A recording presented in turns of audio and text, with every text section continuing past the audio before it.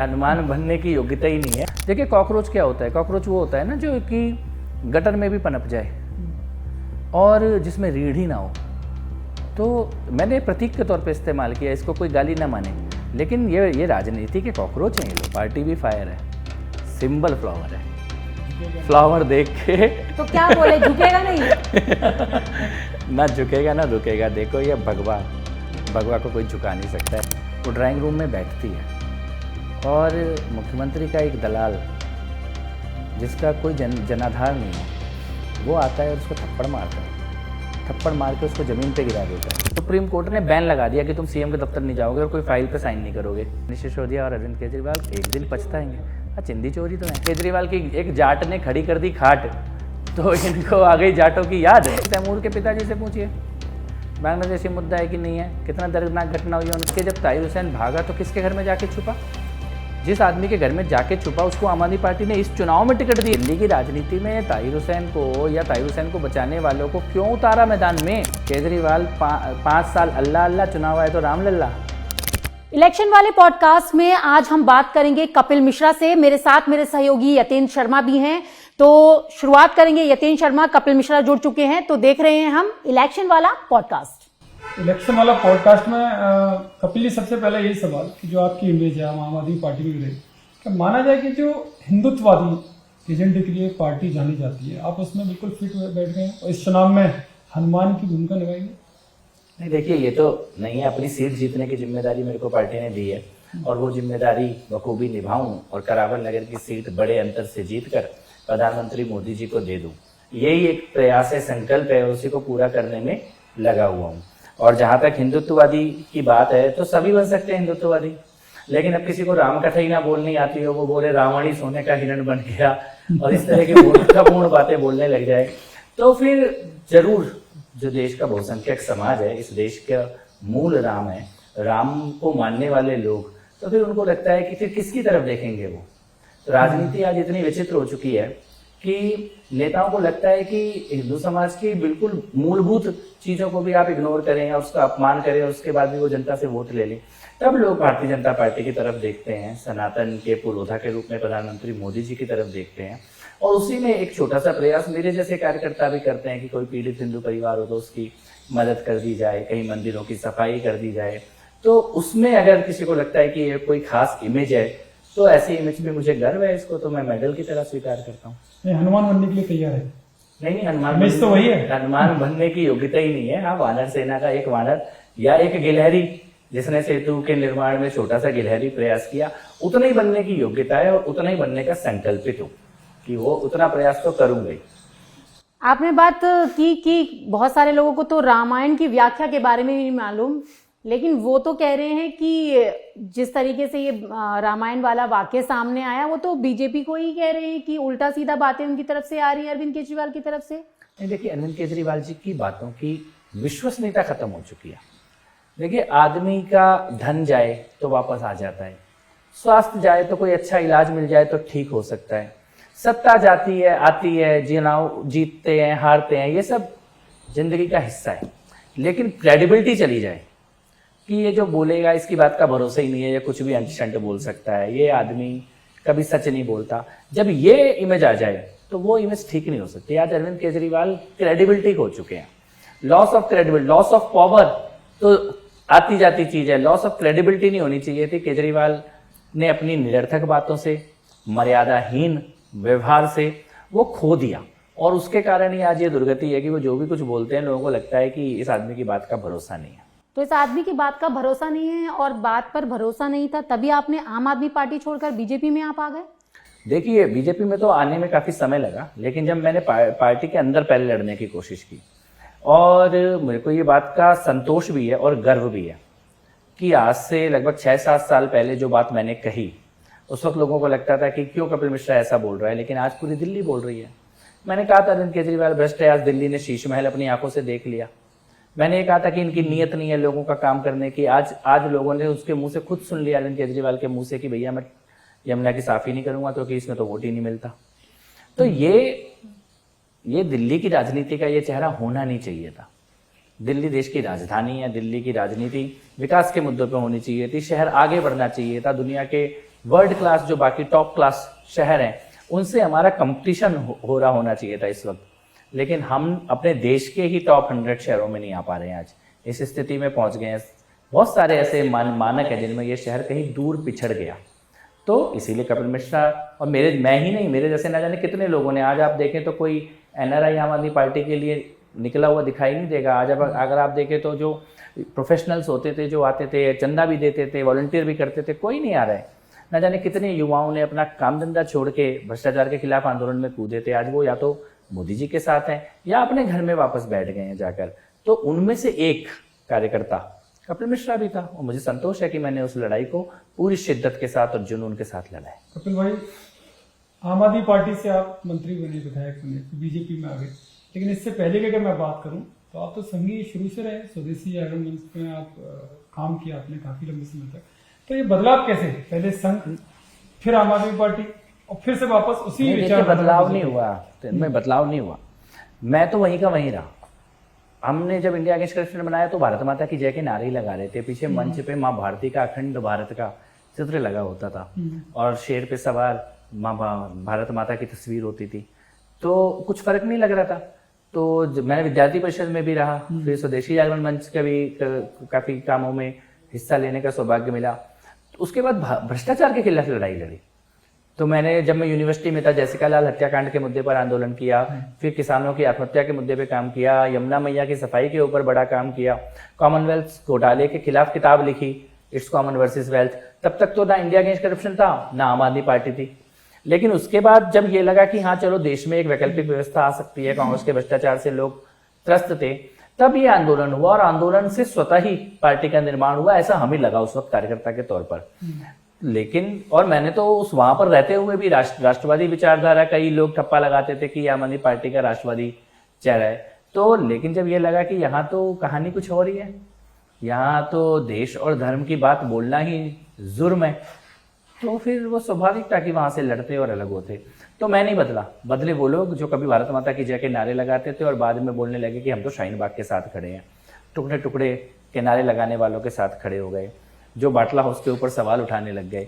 तो उस तरह का जो यू टर्न अरविंद केजरीवाल ने लिया, वो मेरे जैसे लोगों के लिए एक चेतावनी थी कि आज अलग नहीं होंगे तो कल कहीं ऐसा ना हो कि अनजाने में देश के साथ कोई गद्दारी कर बैठे। केजरीवाल के साथ जुड़ाव कैसे इतना मजबूत हो गया कि सीधे मंत्री बना दिया आपको?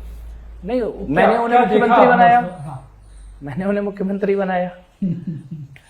देखिए, ऐसा तो नहीं है केजरीवाल मुख्यमंत्री पहले से थे फिर हम लोगों ने पार्टी ज्वाइन करी, हम लोगों ने मिलकर पार्टी बनाई। और जो मैं ये कह रहा हूँ कि मैंने मुख्यमंत्री बनाया, ये मैं कोई अहंकार से नहीं कह रहा, मैं एक कार्यकर्ता के नाते कह रहा हूँ। मेरे जैसे न जाने कितने हजारों लोगों ने अपना खून पसीना बहाया तो आम आदमी पार्टी बनी, तो सरकार बनी, तो उसमें से कोई मंत्री बना, कोई विधायक बना हो, तो उसमें से एक मुख्यमंत्री बना। तो केजरीवाल ने मेरे को मंत्री या विधायक बनाया, ये तो तब कहा जाता जब पार्टी पहले से बनी हुई होती और सत्ता में होती और मैं उसका हिस्सा बना हुआ होता। अच्छा, तो कपिल भाई, आपके जैसे बहुत सारे लोगों ने मिलकर ये आम आदमी पार्टी बनाई और उसके बाद आप ही की तरह बहुत सारे लोग चले गए या तो निकाल दिए गए। हाँ, तो देखिए, जिसकी पीठ में रीढ़ है और जिसके मुंह में जुबान है वो ज़्यादा दिन वहाँ रह नहीं सकता।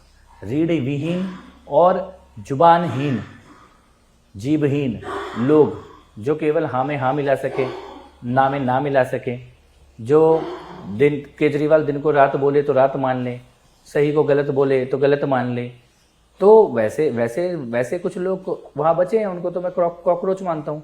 लेकिन जिस भी प्राणी के अंदर किसी भी कोई भी विचारधारा हो, लेफ्ट हो राइट हो, लेकिन रीढ़ है, तो प्रशांत भूषण भी नहीं टिके। मेरी और उनके विचारधारा एक दूसरे के अपोजिट है, लेकिन रीढ़हीन नहीं है। रीढ़हीन लोगों का एक झुंड बचा और केजरीवाल को शायद वैसे ही लोग पसंद थे, चाटुकार हो, चापलूस हो और भ्रष्ट हो। तो वैसे लोगों का एक गैंग बच गया वहां पर, जिसने आंदोलन को भी हाईजैक किया, पार्टी को भी हाईजैक किया, दिल्ली को भी लूटा और आज अपने पराजय के कगार पर खड़ा हुआ है। तो आप ये कहना चाह रहे हैं मनीष सिसोदिया, आतिशी, संजय सिंह या जो भी इस तरह के नेता हैं वो रीढ़ भी और काकरोच है? नहीं, रीढ़ तो नहीं ना। देखिए, अगर भ्रष्टाचार हो रहा हो और आप उसके ऊपर सवाल ना उठा पाओ, एक जमाना था ना, आप कहते थे हम गाड़ी नहीं लेंगे, बंगला नहीं लेंगे, क्या इनमें से किसी की इतनी हिम्मत नहीं थी केजरीवाल से बोले कि यार तू शीश महल क्यों बना रहा है भाई, क्यों बना रहा है शीश महल, हमने तो मना किया था। तो रीढ़हीन हुए ना, तो काकरोच ये कहने की हिम्मत होनी चाहिए थी। ये कहने की हिम्मत होनी चाहिए थी कि अरविंद जी कोरोना का काल चल रहा है, दारू के ठेके मत खोलो, दवा देने की कोशिश करो। 2-4 साल मोदी जी से नहीं लड़ते, दिल्ली कष्ट के दौर से गुजर रही है, देश कष्ट के, आइए मिलकर कुछ काम करते। ये कहने की हिम्मत होनी चाहिए थी, ये कहने का साहस होना चाहिए था कि शीश महल नहीं, ये कहने का साहस होना चाहिए था कि वोट मिलेगा या नहीं मिलेगा, लेकिन ये लाखों लोग छठी मैया की पूजा करते हैं, चलो यमुना साफ कर दे।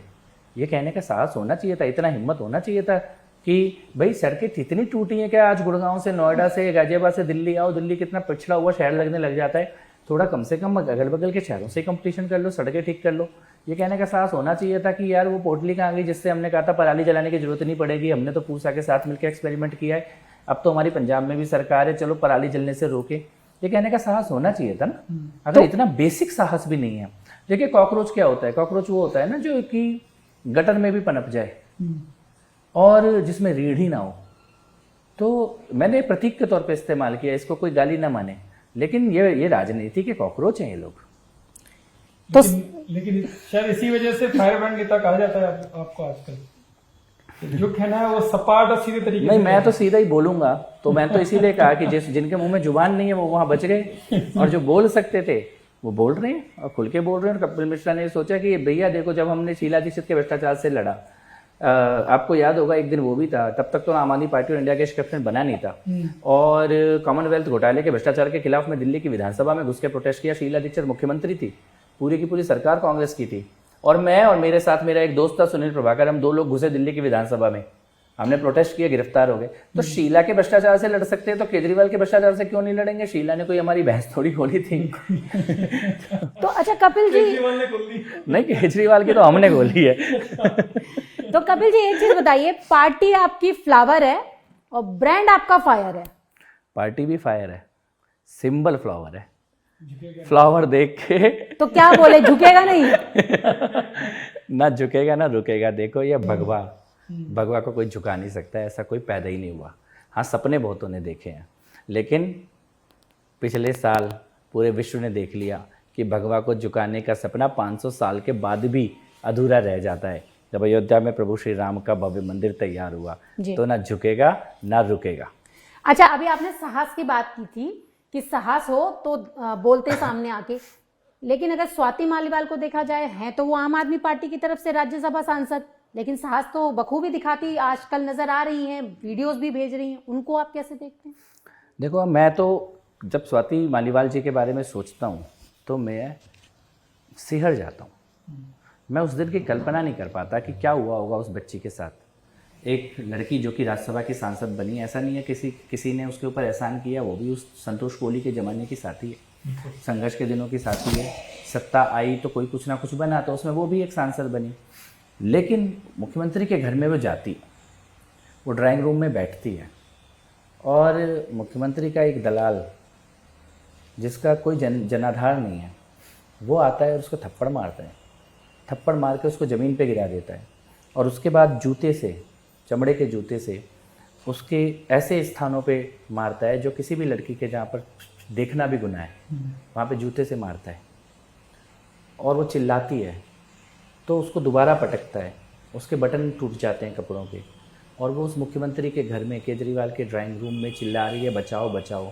सामने कमरे में अरविंद केजरीवाल बैठा है, बगल के कमरे में केजरीवाल के माता पिता बैठे हैं, और उनमें से कोई ये नहीं कहता कि ये पाप हो रहा है, ये पाप हो रहा है। मुख्यमंत्री के घर में एक लड़की को इस प्रकार से अपमानित भी किया जाता है और उसको मारा जाता है, हिंसा। ये तो अगर हम सड़क में भी किसी महिला के ऊपर कोई जोर से बोलता है, धक्का देता है, कुछ देता है, सबकी आंखों में एक क्रोध आ जाता है, बेटी है, बच्ची है, बिटिया है, कन्या है, मत मारो। केजरीवाल के अपने ड्राइंग रूम में मारा गया स्वाति मालीवाल को, और मारने के अगले दिन क्या हुआ, जिसने मारा उसको लेके केजरीवाल मीडिया के सामने खड़ा था। बिल्कुल। उसके बाद अरविंद केजरीवाल ने उसको देश के सबसे बड़े वकील दिए।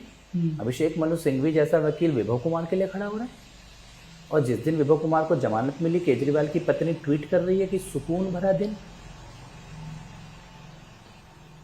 देखिए, ये राजनीति नहीं है, ये नहीं होना चाहिए था स्वाति मालीवाल। आज स्वाति मालीवाल जो भी कह रही हो, दिल्ली की समस्याएं उठा रही हैं, मुद्दे उठा रही हैं, सब अलग बात है।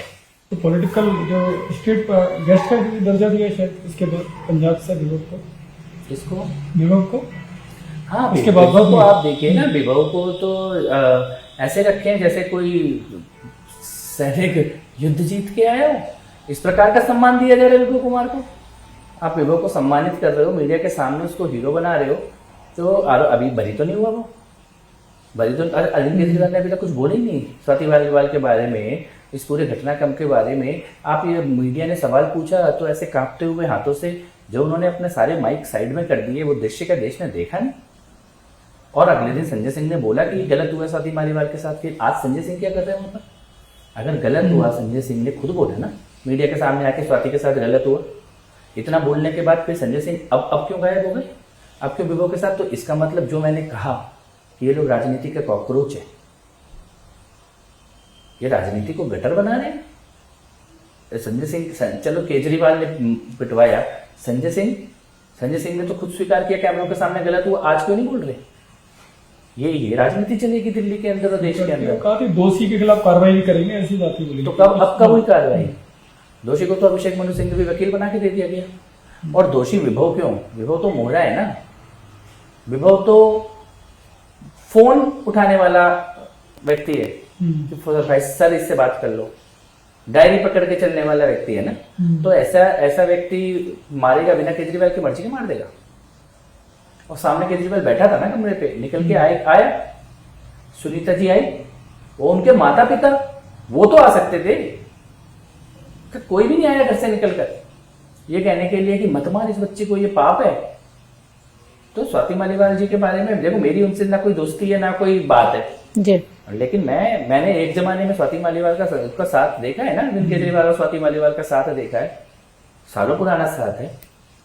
कोई व्यक्ति इतना तो कोई नहीं गिरता, बस इतना ही कहना चाहता हूँ।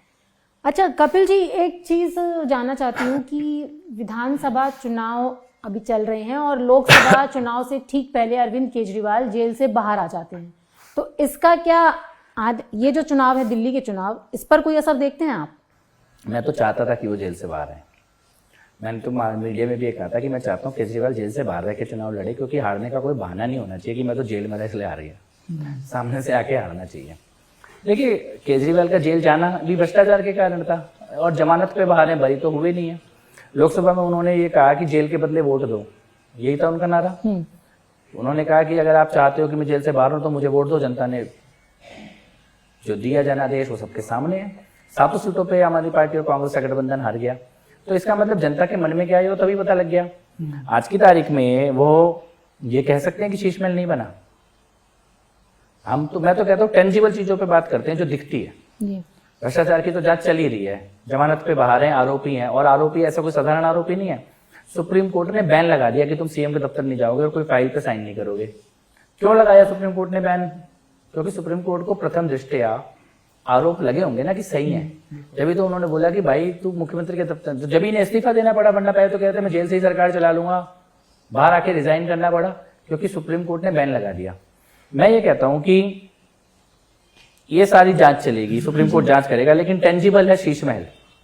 लेकिन 8 लाख का पर्दा, 8 लाख का पर्दा कैसा होता है? यहाँ पे हम करावल नगर में मैं रहता हूँ भाई साहब, 2 लाख में तो बिटिया की शादी हो जाती है। यहाँ पे सोनिया विहार में, भगत सिंह कॉलोनी में एक गरीब छोटा लोग ने इनको वोट दिया। 8 लाख का तुम पर्दा लगा रहे हो, किसका पैसा है ये?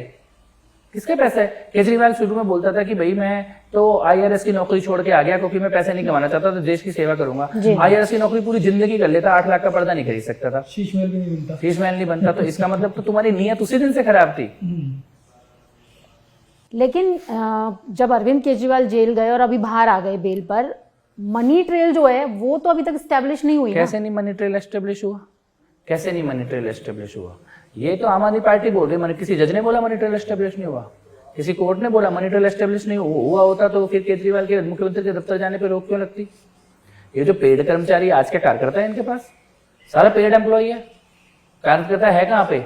जमीन पे आम आदमी पार्टी के पास। वो तो पैसा देके लोगों को अपना बैनर पकड़ाता है, ताली बजवाता है, उसका पैसा कहाँ से आ रहा है? हर विधानसभा में जो इन्होंने 4-4, 5-5 लोगों को ये जो लाखों की तनख्वाह में रखा है, इसका पैसा कहाँ से है? ये मनी ट्रेल ही तो है। जो आदमी का, आम आदमी पार्टी का कोई भी हो, चाहे MLA हो चाहे मंत्री हो, जो आदमी कल 1 कमरे के 2 कमरे के घर में रहता था, उसका महल बना हुआ है, सबके बंगले बने हुए हैं, किसी की कोठियां बनी हुई हैं, झुग्गी में रहने वाले का बड़े बड़े पॉश कॉलोनियों में घर बना हुआ है, तो जो आदमी चलता था ऑटो रिक्शा में चलता था, वैगनार में चलता था, वो 10-10 गाड़ियों के काफिले में गए। खाली केजरीवाल की बात नहीं कर रहा मैं जी, वो सारे एमएलए का। कोई तो एक्सटॉर्शन का रैकेट चलाता हुआ पकड़ा जा रहा है कि लंदन में वो डॉन से बात कर रहा है, इससे पैसे ले लियो, उससे पैसे ले लियो, जो बालियान जिसमें जेल में है। तो किसी के घर से शराब पकड़ा जा रहा है। तो ये मनी ट्रेल नहीं है, ये पैसे कहां से आया? इन लोगों के पास पैसा कहां से आया? इनके जूतों के ब्रांड बदल गए, इनके कपड़े बदल गए, इनकी गाड़ियां बदल गई, इनके घर बदल गए, इनके मोबाइल बदल गए, इनके बोलने का तरीका बदल गया। ये पैसा कहां से आया? ये मनी ट्रेल ही तो है। अब तो अरविंद मिश्रा का कुछ बदला? नहीं, मेरा बदला या नहीं बदला जनता बताएगी। मैं तो बोलूंगा तो क्या आम ही आदमी पार्टी से बीजेपी बदला हुआ? नहीं, भारतीय रहन सहन आपके? मैं तो ये जीन्स और कुर्ता भाई साहब आम आदमी पार्टी में भी आपने यही पहने देखा होगा, आज भी यही पहने देख रहे हो। लेकिन फिर भी मैं ये कहता हूँ कि ये मुझसे क्या पूछना, ये तो जनता बता ही देगी अभी 8 तारीख को कपिल मिश्रा बदला कि नहीं बदला। पर कम से कम मैं ये कह सकता हूँ कि मैं शीशे में अपने आप को देखता हूँ तो मुझे नजर नहीं झुकानी पड़ती। तो कपिल भाई अब ये लेकिन ऐसे बताइए, लोग वहां हैं जो शायद शीशे में खुद को देख नहीं सकते होंगे। उनको कहीं ना कहीं उनकी आत्मा उन्हें कचोटती होगी कि चाहे कुछ भी कर लिया हो, गाड़ी बंगला कुछ भी बना लिया हो। मनीष सिसोदिया को कभी ना कभी तो रात को सोने से पहले या दिन में कभी ना कभी तो उसके मन में ये होता होगा कि यार मैं जिन नेताओं को गाली देता था उनसे भी गंदा बन गया। कभी ना कभी तो ये टीस आती होगी, सोचते होंगे ऐसा? कभी ना कोई कभी। नेता ऐसा सोचता है? नहीं, ये हर व्यक्ति के, देखो अपने दिल में सबको पता होता है, अपने दिल में सबको पता होता है कि उसे किसने क्या किया है। मुंह से कोई बोले या ना बोले, तोरा मन दर्पण कहलाए। मन में सबको सब पता है। मन में केजरीवाल को भी पता है कि उसके पाप और झूठ कितने ज्यादा हद से गिर चुके। कभी तो रिग्रेट करेगा, आज नहीं करेगा, चुनाव हारने के बाद कभी घर में किसी दिन अकेला बैठेगा, जब ये शीश महल नहीं होगा, ये नौकर चाकर और गाड़ी नहीं होंगे, जब तो कभी सोचेगा ना कि भगवान ने मौका दिया था व्यवस्था परिवर्तन करने का, देश बदलने का, मैं चिंदी चोरी करता रह गया। मनीष सिसोदिया और अरविंद केजरीवाल एक दिन पछताएंगे। चिंदी चोरी तो है ये क्या, दिल्ली के छोटा सा दिल्ली एक बेटर म्यूनिसिपल कॉर्पोरेशन, एक सरकार का पूरी फुल गवर्नमेंट भी नहीं है, उसमें चोरी कर रहे हो तुम जनता के। किसी की पेंशन बना देते, किसी का राशन कार्ड बना देते, पानी की लाइन दे देते, सड़क बना देते। इतना ही तो काम करना था, और करना क्या था? यहाँ कौन सा सेना संभालनी है, विदेश के मामले संभालने हैं, छोटा सा म्यूनिसिपल बेटर एक शहर चलाना है, शहर की गवर्नेंस है, उसमें तुम पैसे चुरा रहे हो लोगों का, गरीबों का। कई सारे आरोप लगाए थे भ्रष्टाचार के, क्या रहा उनका? जेलों आपने कहा कि किस तरह से करोड़ों का डोनेशन आया, देखो मैंने तो हजारों में। मैंने 3 बातें बोली थी जिस दिन आम आदमी पार्टी से मेरा पहली बार जब मैंने स्पष्ट बोला, तो मैंने ये बोला कि एक दिन ऐसा आएगा जब अरविंद, मनीष और सतिंदर जेल जाएंगे। बहुत से लोग उस दिन हंसते थे मेरे पे कि ऐसा तो कभी हो ही नहीं सकता। लेकिन देखो, बजरंगबली की कृपा, जगदम्बा की कृपा, ईश्वर का न्याय, तीनों जेल गए। सरस्वती बैठ गई। माँ सरस्वती की कृपा हुई होगी। लेकिन मैंने जब बोला था तब मुझे लगा था ये संघर्ष लंबा चलेगा। मुझे नहीं पता था कि भगवान का न्याय इतना जल्दी होगा। वो 6 साल के अंदर अंदर तीनों जेल गए। इसका ये ईश्वर की कृपा तो है, डेफिनेटली मैं मानता हूँ कि ईश्वर ने दिल्ली को ज्यादा लुटने नहीं दिया। अभी थोड़े दिनों में पूरी तरह से दिल्ली की मुक्ति ईश्वर सुनिश्चित करेंगे।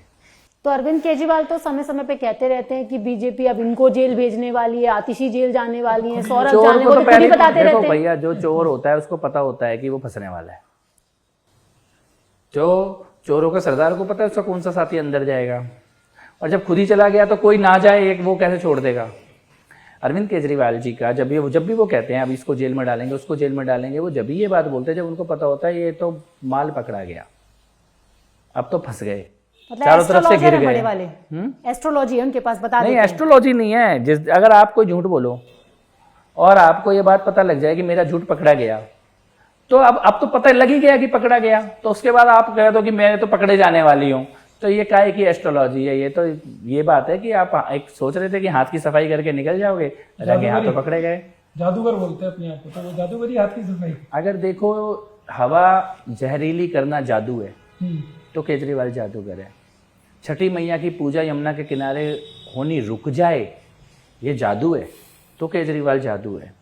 अगर सड़कों में गड्ढे ही गड्ढे हो जाएं तो उसको जादू कहते हैं कि दिल्ली जैसे राजधानी की सड़कों में गड्ढे हो गए तो केजरीवाल जादू है। नल खोलो तो काला पानी आए, अगर ये जादू है तो केजरीवाल जादू है, जादूगर है।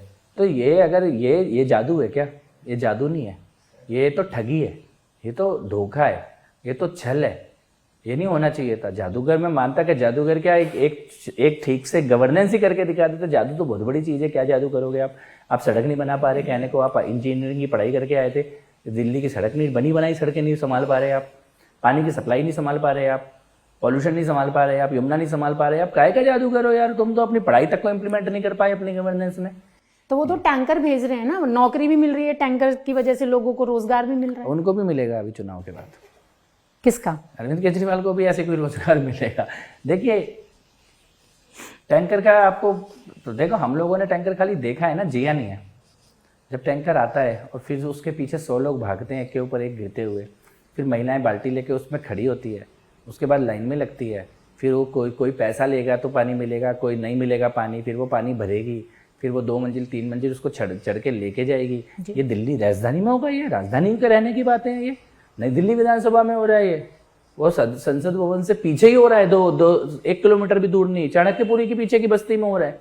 ये जहाँ पे हमारे राजदूत रहते हैं पूरी दुनिया के, उधर टैंकर से पावर। ये कहते थे मैं टैंकर माफिया खत्म कर दूंगा, और केजरीवाल के भाषण था ना, टैंकर तो इसलिए चलता है क्योंकि नेता टैंकर माफिया से पैसा खाता है। तो टैंकर अब क्यों चल रहा है 10 साल से, और पहले से ज्यादा क्यों चल रहा है? तो और इसके एमएलए चला रहे हैं। तो ये देखो, कहीं पे तो डिलीवरी दिखाओ जी।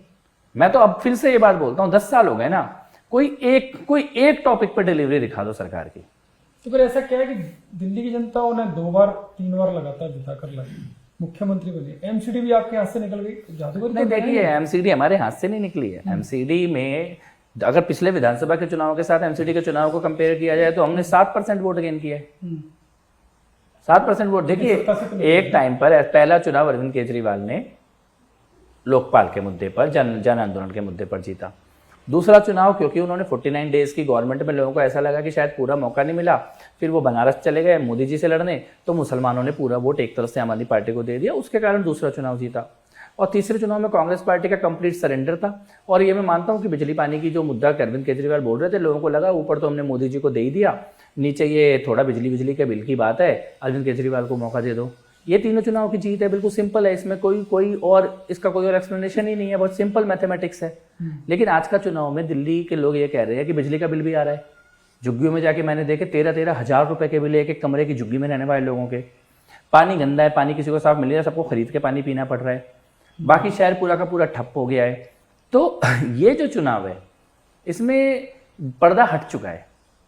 ये पता लग गया यार, ये आदमी केवल रोएगा, बहाने बनाएगा, या फिर यार माल लूटेगा, इसके अलावा ये आदमी कुछ नहीं करेगा। इसीलिए इस चुनाव में सत्ता विरोधी लहर दिखाई दे रही है। ये परिवर्तन का चुनाव है, ये बदलाव का चुनाव है। आपदा जा रही है और भाजपा आ रही है। तो कपिल भाई, कांग्रेस भी है सामने, तो आपको लग रहा है कि कांग्रेस फ्रंट पर खेल रही है अब? क्या फर्क पड़ता है? देखो कांग्रेस फ्रंट पे खेलेगी या नहीं खेलेगी, कांग्रेस क्या करेगी, ये तो लड़ाई खाली मुसलमानों के वोट की है ना, इन दोनों पार्टियों की। राहुल गांधी ने अपनी पहली रैली कहाँ पे की? सीलमपुर जाएंगे राहुल गांधी, शाहीन बाग जाएंगे, जामा मस्जिद जाएंगे जी। तो इसके अलावा राहुल गांधी कहीं जा ही नहीं सकते, लोग ही नहीं है उनके पास। तो कांग्रेस पार्टी और आम आदमी पार्टी की लड़ाई है मुसलमानों के वोट की। वो मतीन अहमद कांग्रेस का नेता था, उसको आम आदमी पार्टी ने उसके बेटे को टिकट दे दिया, कहीं पे किसी ने उसको। तो ये मुस्लिम वोट की लड़ाई दोनों पार्टियां लड़ रही हैं कि मुसलमानों का वोट किसको मिले, कांग्रेस को मिले कि आम आदमी पार्टी को मिले। इसका दिल्ली के बाकी लोगों से कोई लेना देना नहीं है, तो हमें क्या ही फर्क पड़ता है किसको मिले, है ना। तो बीजेपी को नहीं चाहिए? नहीं, मैंने ये नहीं कहा। मेरी बात को पूरा होने से पहले मगर आप मेरे मुंह में डलवाना चाहते हो है, क्योंकि मेरे को तो खुद मिल रहा है करावल नगर में, हिंदू का भी मिल रहा है, मुसलमान का भी वोट मिल रहा है, इसीलिए ये बात मेरे मुंह पे। आपको दोनों मिल रहे हैं? 100% मिल रहा है। जिसको विकास चाहिए उसको देखिए, धर्म देख के वोट नहीं मिल रहा, काम देख के वोट मिल रहा है। जो धर्म देख के वोट करेगा अगर कोई मुसलमान, तो कांग्रेस और आम आदमी की पार्टी के बारे में सोचेगा। काम देख के वोट करेगा, अगर उसको साफ पानी चाहिए तो किसको वोट दे, अगर उसको साफ हवा चाहिए, उसको साफ यमुना चाहिए, उसको अच्छी सड़कें चाहिए, तो अच्छी सड़क में हिंदू भी चलेगा, मुसलमान भी चलेगा। साफ पानी आएगा, हिंदू भी पिएगा, मुसलमान। तो इसके लिए भाजपा को वोट दो। तो इसीलिए मैं ये आपको कह रहा हूं कि इन मुद्दों के ऊपर आम आदमी पार्टी और कांग्रेस नहीं जा रही हो, खाली एक मुसलमानों का वोट ले लो और किसी तरह से अपनी इक्वेशन बना लो। ये इस बार होने नहीं वाला। तो केजरीवाल तो लेटर पॉलिटिक्स कर रहे हैं, उन्होंने जाट का वोट भी साधने के लिए काम किया। वो क्या जाटों को मूर्ख समझते हैं? ना सुनो भाई, समाज के लिए भी लेटर, ये धोबी समाज और जाट समाजों को मूर्ख समझते हैं। 10 साल के बाद चुनाव की आचार संहिता लगने के बाद तुम लेटर लिख रहे हो। दिल्ली में जाट मुख्यमंत्री किसने दिया? भारतीय जनता पार्टी ने दिया। और अरविंद केजरीवाल को आज हराएगा कौन? वो जाट हराएगा। जब जाट हराने लगा। जब केजरीवाल की एक जाट ने खड़ी कर दी खाट, तो इनको आ गई जाटों की याद है इनका क्या, ये तो प्रवेश वर्मा का डंडा चल रहा है जो केजरीवाल को जाटों की याद आ रही है। वरना दिल्ली देहात की दुर्गति जाके देख लो, दिल्ली के गांवों की हालत जाके देख लो, दिल्ली के गांवों की सड़कें जाके देख लो, वहाँ बसें आती हैं कि नहीं आती है वो जाके देख लो। और ये जाट समाज हो या धोबी समाज हो या पुजारी हो या ग्रंथी हो, सबको पता है कि जब चादर लगी फटने तो घोषणाएं लगी बटने। अब इनकी खाट खड़ी हो चुकी है। तो कपिल जी, फ्रीबीज की पॉलिटिक्स को कैसे देखते हैं आप? देखिए, पॉलिटिक्स फ्रीबीज की या कुछ भी हो, जो कहो वो करो, सिंपल सी बात है। आपने पंजाब में कहा कि 2100 रुपये देंगे, अभी 3.5 साल हो गए, क्यों नहीं दिया किसी को?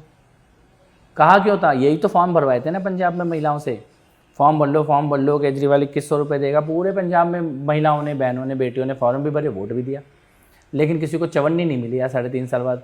अब तुमने दिल्ली में भी लोकसभा चुनाव से पहले भरवाए थे, फिर भी कुछ नहीं मिला। अब विधानसभा चुनाव से पहले दोबारा भरवाए, और अब की बार तो कमाल देखो, मेरे आंखों देखी घटना बता रहा हूँ मैं आपको, आंखों देखी। मेरे पास 3 बहनें आई और उन्होंने कहा कि भैया आम आदमी पार्टी के दफ्तर में बुलाया गया कि ये 2100 रुपया का फॉर्म है, ये भर दो। और भर दिया उन्होंने। फिर उन्होंने कहा तुम्हारे पास OTP आएगा, ये OTP जरा डाल दो। OTP आया, उसने OTP डाल दिया, और वो बंदा उनसे कह रहा है अब तुम घर जाओ, तुम्हारे खाते में पैसा आ जाएगा, मोबाइल में मैसेज आएगा। और वो घर गई, उसके मोबाइल में बैंक से मैसेज आ भी गया और मैसेज आया, वो खुश हो गई बहन, वो कह रही कि पैसे आ गए। और भैया जो पैसा 36,000 रुपया उसके खाते से निकाल लिया। अच्छा, रोहतास नगर में तो एक इससे भी दर्दनाक खबर आई सामने, हालांकि अभी पुलिस वेरिफिकेशन चल रही है कि ऐसे OTP आया और एक गरीब महिला के खाते से 50,000 निकल गए और उसने अगले दिन सुसाइड कर लिया। ये आरोप वहाँ के जो आस पड़ोस वाले उन्होंने लगाया। ये स्कैम इस तरीके से हो रहा है कि क्या आपको लगता है जानबूझकर डेटा ऐसे लोगों के हाथ में दे दिया गया है जो गरीब लोगों को? ये काम किए ही क्यों? ये काम किए ही क्यों? पहली बात तो आपने कोई योजना बनाई नहीं है, फॉर्म किस चीज का भर रहा है। दूसरी बात ये है कि सरकार तो आपकी आज ही थी ना, पैसे दे देते खाते में जिसके देना था। ये कौन, देखो भारतीय जनता पार्टी की मध्य प्रदेश में सरकार थी, शिवराज सिंह जी मुख्यमंत्री थे, वो बोले लाडली योजना आएगी, तो उन्होंने ये थोड़ी का चुनाव के बाद आएगी, पहले ही आई ना, पहले खाते में पैसा आ गया।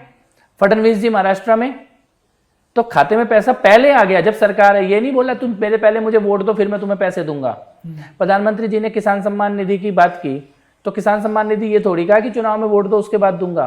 सरकार थी, सबके खातों में पैसा आ गया। ये केजरीवाल ने क्यों नहीं किया? अगर आपकी सरकार थी, आप दे देते पुजारियों के खातों में, 1-1 किस्त तो देते, 2-2 किस्त तो डालते चुनाव से पहले, तो लोगों को लगता कि कुछ करेगा शायद। महिलाओं के खातों में डालते 1-1 किस्त, 2-2 किस्त, मैं कहता हूँ 2100 की नहीं डालते, 1000 रुपए की डालते, जो आपने कैबिनेट में एक्चुअल में पास करने की कोशिश की थी। तो ये नीयत ही खराब है। ये फ्रीबीज की पॉलिटिक्स नहीं है, ये झूठ की राजनीति है, ये फ्रॉड है। आप बोल रहे हो अब की बार मुझे जिता दो, अब की बार मैं दे दूंगा, तो 10 साल से क्या कर रहे थे? 10 साल से खाली एक सेक्शन है जिसको इन्होंने दिया, उसको भी पूरा नहीं दिया, वो भी प्रदर्शन कर रहे हैं। तो इमामों को तो तुमने दे दिया, अभी तुम्हें महिलाओं के लिए, बेटियों के लिए, बहनों के लिए, तो पुजारियों के लिए, तो ग्रंथियों के लिए पहले वोट दो। तो 10 साल से कोई और वोट दे रहा था, यही तो दे रहे थे वोट आपको। ये फ्रीबीज की राजनीति नहीं है। देखो, फ्रीबीज की बात नहीं है, बात यह है कि अगर आपको कोई सोशल वेलफेयर करना भी है तो नीयत साफ होनी चाहिए। मोदी जी ने दिया ना राशन, कोरोना काल था, डबल राशन मुफ्त, तो कैसे करेंगे वरना लोग कैसे चलेगा? उसके अलावा लाडली योजना करी, बोला तो दिया, ऐसा नहीं है कि बोल दिया और भाग गए। अभी तक कांग्रेस या आम आदमी पार्टी ने जहां भी इस तरह की घोषणाएं करी है, कहीं पे लागू नहीं हुई है। लागू केवल भाजपा की सरकारों में हुई है। इसीलिए कहते हैं कि मोदी की गारंटी की भी गारंटी है। अच्छा कपिल जी बताइए, दिल्ली में बांग्लादेशी मुद्दा है या केवल ऐसी राजनीति? सैफ अली खान से पूछ लो, मुझसे मत पूछो। अब तो देखो, हम जब बोलते हैं तो लोगों को लगता है ये कोई कट्टर राजनीति की बात कर रहे होंगे, कम्युनल बात कर रहे होंगे। तो सैफ अली तैमूर के पिताजी से पूछिए, बांग्लादेशी मुद्दा है कि नहीं है, कितना दर्दनाक घटना हुई है उनके साथ। केजरीवाल ने तो उठाया वो मुद्दा, केजरीवाल ने जब तक ही उठाया जब तक बांग्लादेशी सामने नहीं आया। जब सैफ अली खान के ऊपर हमला हुआ तो अरविंद केजरीवाल ने सबसे पहले ट्वीट किया। जिस दिन ये पता लगा कि हमला दिल्ली के बांग्लादेशी घुसपैठिए ने किसी ने किया है, जब क्यों नहीं बोला? अब क्यों मुंह में फेविकोल जम गया? अब क्यों नहीं बोल रहे? क्योंकि इनकी राजनीति का मूल देखो, बांग्लादेशी का मैं आपको बताऊं, ये खाली वोट का या चुनाव का मुद्दा नहीं है। दिल्ली में लोगों की जो चैन स्नैचिंग हो रही है, जो दिल्ली में अपराध हो रहे हैं, जो चोरी डकैती हो रही है, रात को जो कुछ भी जो भी बात हो रही है, ये सबके पीछे कौन है? सीमापुरी में पूरा का पूरा बस्ती बना के बैठ रहे हो, जहांगीरपुरी में बैठ रहे हो, ये कौन है ये लोग? और इनके आधार कार्ड और वोटर कार्ड किसने बना दिए? क्यों महेंद्र गोयल आम आदमी पार्टी का जो एमएलए उसके दफ्तर में इनके वोटर कार्ड आधार कार्ड बनाए जा रहे थे? अभी तो पुलिस की जांच हो रही है ना। आप ठप्पे लगा लगा के, अपनी मोहर लगा लगा के, साइन कर करके दे रहे हो बांग्लादेशियों के वोटर आईडी बनने के लिए।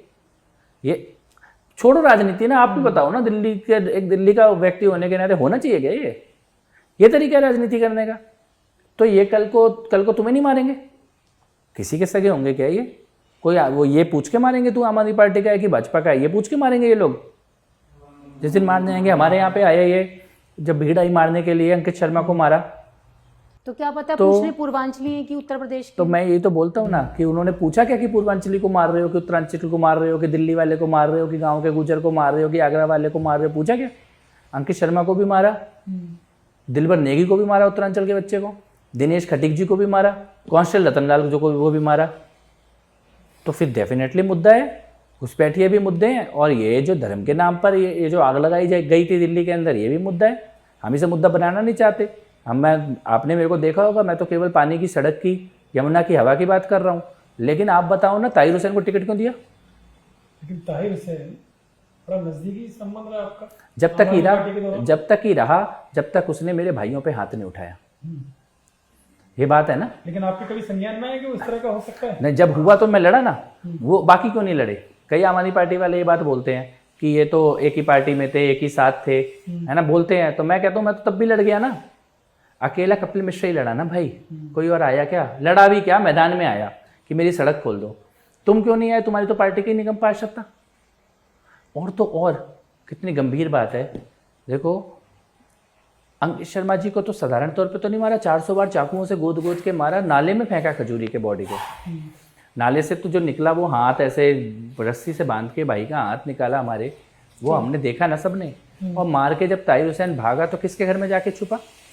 जिस आदमी के घर में जाके छुपा उसको आम आदमी पार्टी ने इस चुनाव में टिकट दिया है, इस चुनाव में टिकट दिया है। तो फिर दिल्ली के दंगे को मुद्दा मैं बना रहा हूँ कि वो क्यों बना रहे हैं? वो खाली वही जो कांग्रेस और इसकी आम आदमी पार्टी की लड़ाई चल रही है मुसलमानों के वोट के लिए जी, उसके लिए आपने ऐसे आदमी को टिकट दे दिया जिसने ताहिर हुसैन को बचाया, जिसने अंकित शर्मा के हत्यारे को बचाया। आपने उसको टिकट दे दिया खाली इसलिए कि आपको एक खास समुदाय का वोट मिल जाएगा, उसका भी वोट नहीं मिलेगा। ये राजनीति नहीं होनी चाहिए थी। आप किसी को भी चुनाव लड़वाते, मुद्दों पे चुनाव होता ना। दिल्ली के दंगे का हमारा जख्म है, तो जख्म पे नमक डालोगे क्या? डालना नहीं चाहिए था। वोट की ताकत से उसका जवाब तो मिलेगा। लेकिन आरोप तो ये भी लगाया जाता है कि दंगा भड़काने वाले तो आप भी थे। नहीं, आरोप कौन लगाता है? आरोप कौन? क्या आया वीडियो? क्या आया वीडियो?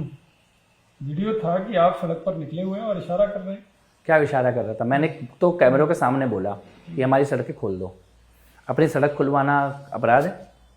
मेरे बच्चे स्कूल नहीं जाएंगे, बीमार अस्पताल नहीं जाएंगे, हम काम धंधा, हमें तो कुदरती बिरयानी मिलने नहीं वाली भाई। हम तो कमाएंगे तो खाएंगे। अगर तुम हमारी सड़क बंद कर दोगे, सड़क खुलवाना अपराध नहीं है, सड़क बंद करना अपराध है। ये बेसिक बात है, ये समझिए, खुल के कहने का समय आ गया है। सड़कें खुलवाना अपराध नहीं है, सड़कों को बंद करना अपराध है। अपनी छतों पे पेट्रोल और पत्थर रखना अपराध है। अंकित शर्मा जी की हत्या करना अपराध है। दिलबर नेगी जी को जिंदा जलाना अपराध है। अपनी सड़क खुलवाने के लिए सामने आना अपराध नहीं है। दोबारा बंद होंगी तो दोबारा भी खोलने के लिए कहेंगे। ये बजरंगी भाईजान सड़कों पर फिर उतरेंगे अगर ऐसा होता है? नहीं, पहले भी नहीं उतरे, कोई नहीं उतरा सड़कों पे। सड़कों पर जो उतरे वो कैमरे पर है, दिल्ली पुलिस की चार्जशीट पर है कि उन्होंने व्हाट्सअप चैट पहले से करी, चांदबाग में लोगों को मारा जाएगा। कांस्टेबल रतनलाल जी, डीसीपी अमित शर्मा जी के मर्डर का प्लान था, वो ईश्वर ने, महादेव ने अमित शर्मा जी को बचा लिया, लेकिन तो रतनलाल जी को तो नहीं बचा पाए। तो दिसंबर में जो सीमापुरी में पथराव हुआ, जो जामिया मिल्लिया में जो बसें चलाई गई, ये सब क्या है? ये क्यों किया गया? ये सब खाली किसी कानून के नाम पे आप सड़कों को जला दोगे और अभी दोबारा से वही करने की कोशिश है ताहिर हुसैन जैसे लोगों को सामने लाकर।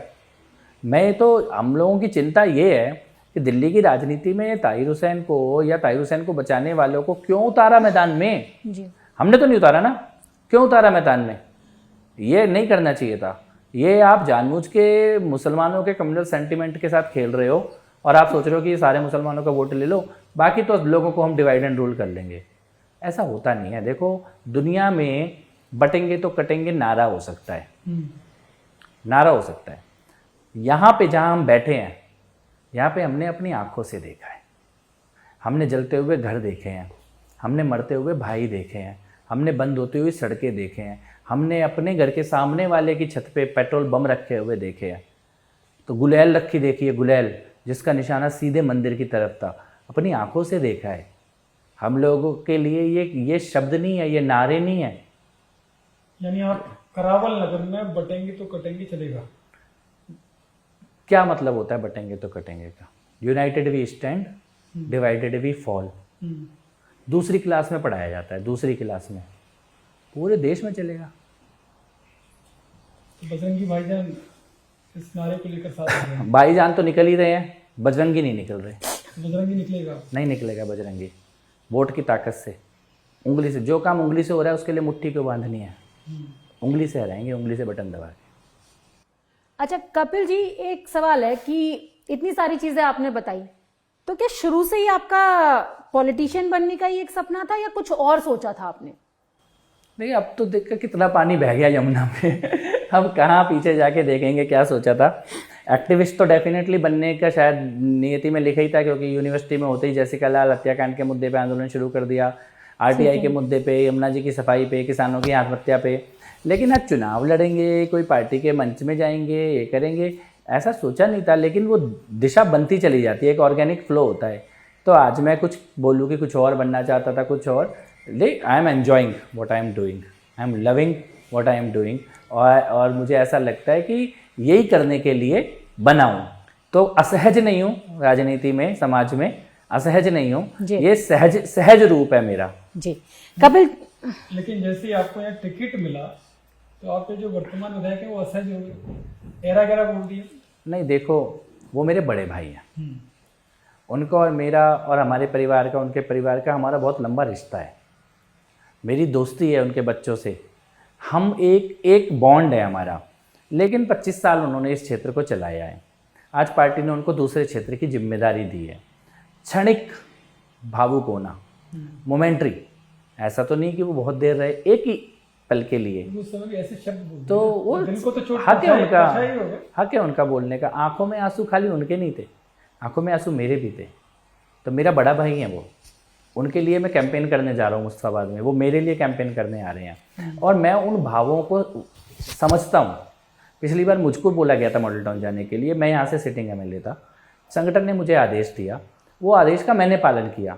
इस बार संगठन ने उनको आदेश दिया, आदेश का उन्होंने पालन किया। ये संगठन के प्रति समर्पण है, उनका भी और मेरा भी। ऐसा नहीं है कि पहली बार यहाँ से सिटिंग एमएलए को दूसरी सीट पे भेजा गया है, दूसरी बार ऐसा हुआ है। पिछली बार का सिटिंग एमएलए मैं था, मुझे मॉडल टाउन भेजा गया था। तो पार्टी किसी रणनीति के तहत इस तरह के निर्णय लेती है। इस बार बहुत ही शार्प प्लानिंग है, वो सोच रहे हैं कि हमें 35 का मैजिकल फिगर क्रॉस करना है। मुस्तफाबाद की सीट हमारी महत्वपूर्ण सीट है। मोहन सिंह बिष्ट जी वहाँ से पहले 3 बार वही क्षेत्र से विधायक रहे हैं, तो वहाँ पे लोगों में उनकी पकड़ है, उसके कारण उनको भेजा गया। फिर वो जो शब्द निकले, आए गए, तो जीवन है, चलता रहेगा। मैं तो उनके लिए डंके की चोट पे वोट मांग रहा हूँ, और मुस्तफाबाद के लोग वहाँ से मोहन सिंह बिष्ट जी को जिताएंगे, यहाँ से भारतीय जनता पार्टी का कमल खिलेगा करावल नगर से।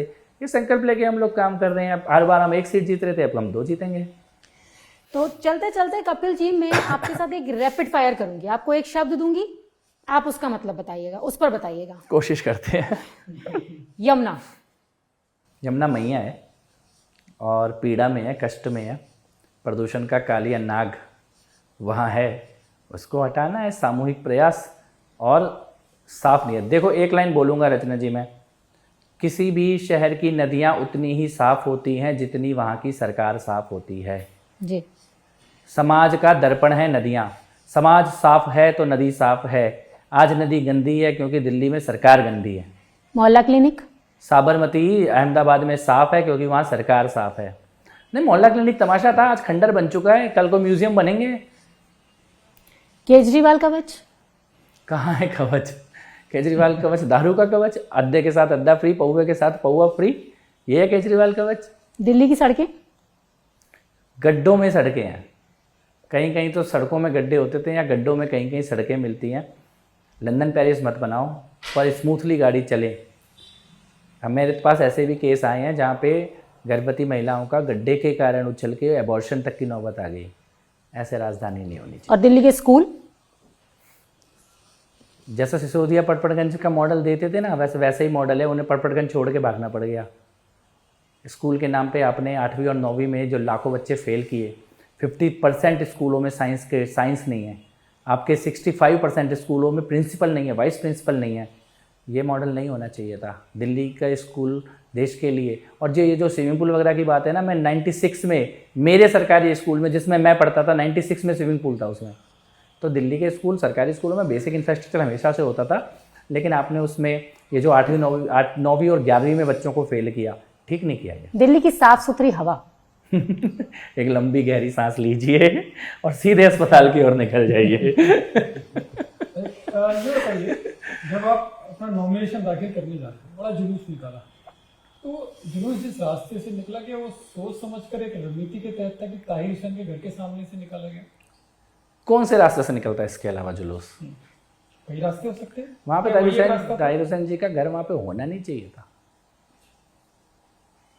जुलूस का रास्ता तो वही है, घर अभी भी है, ये पीड़ा है। मैंने एलजी को लेटर लिखा था। एक तो अवैध बिल्डिंग है, दूसरा उसमें मर्डर हुआ है। जुलूस में एक बुलडोजर भी था। अच्छा, बस चलता तो मतलब बुलडोजर चलता। तो करावल नगर में भी बुलडोजर नहीं, मैंने अपनी बात कह दी।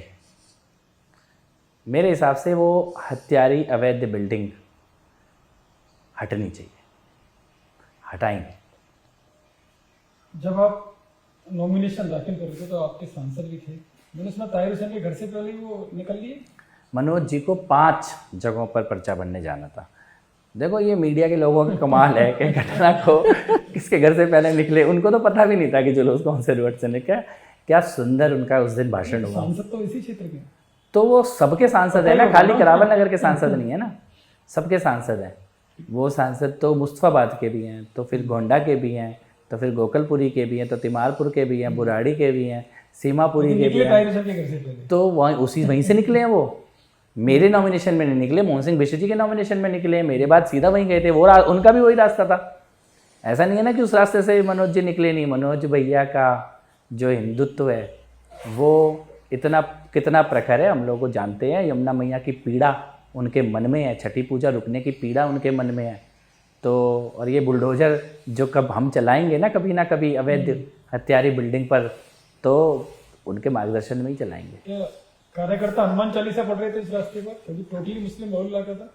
कैसे टोटली मुस्लिम बहुल इलाका हो गया? कैसे हो गया टोटली मुस्लिम बहुल? दिल्ली में कुछ नहीं है भैया। तो और हनुमान चालीसा ये देख के थोड़ी पढ़ी जाएगी कि कहाँ पे कौन रहता है। जब मन करेगा जब पढ़ी जाएगी, जहाँ मन करेगा वहाँ पढ़ी जाएगी। हनुमान चालीसा कोई सड़क तो नहीं बंद करी उन्होंने। हनुमान चालीसा पढ़ने के लिए चलते चलते ही तो पढ़ रहे थे। तो मन में जय बजरंगबली बोलते हुए चल रहे हैं, तो इसमें ये थोड़ी देखेंगे कि सामने कौन चल रहा है। और हमारी आराधना से किसी को कोई परेशानी नहीं हुई। देखो शांतिपूर्ण निकला है नॉमिनेशन। और मैं तो फिर कहता हूँ, मीडिया वाले जानबूझ के क्या एक छवि चिपकाना चाहते हैं। रिजल्ट वाले दिन मैं आपको दिखाऊंगा कि वोट सबका मिलेगा। लेकिन जो हनुमान चालीसा की बात करें, हनुमान की बात करते हैं, केजरीवाल तो दावा उनका करते हैं कोई भी काम होगा पहले वो हनुमान मंदिर जाते हैं। कब से जा रहे हैं? कितने दिनों से जा रहे हैं? केजरीवाल 5 साल अल्लाह अल्लाह, चुनाव आए तो राम लल्ला। जब तो उनको यही नहीं पता कि रावण सोने का हिरण बन के नहीं आया था। लेकिन आरोप तो लगा दिया कि रावण के वंशज, राक्षसों के वंशज तो आप ही हैं बीजेपी वाले, रावण के अपमान पर तिल मिला रहे हैं। मैं फिर से कहता हूँ, केजरीवाल की बातों की क्रेडिबिलिटी खत्म हो चुकी है।